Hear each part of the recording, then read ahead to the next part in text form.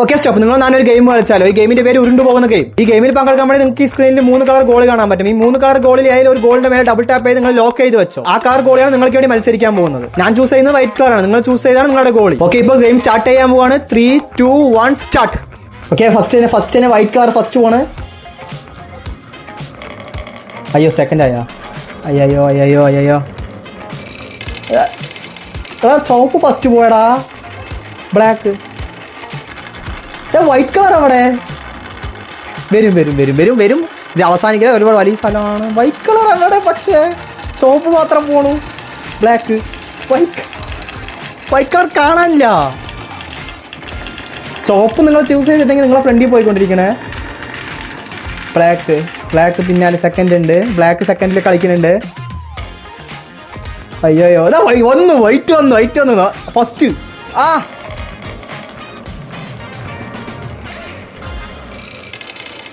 Black first പോയിക്കൊണ്ടിരിക്കണം. പിന്നെയോ ഇത് എന്തിനാ പിന്നെ അടി? ഓ, ബ്ലാക്ക് ജയിച്ച്. വൈറ്റ് സെക്കൻഡ് വന്നറ പോടാ. അതാ നിങ്ങൾ ചൂസ് ചെയ്തത് ജയിച്ചോ ഇല്ലെന്ന് കമന്റ് ബോക്സിൽ പറ. ഞാൻ അടുത്ത പ്രാവശ്യം ജയിക്കാം.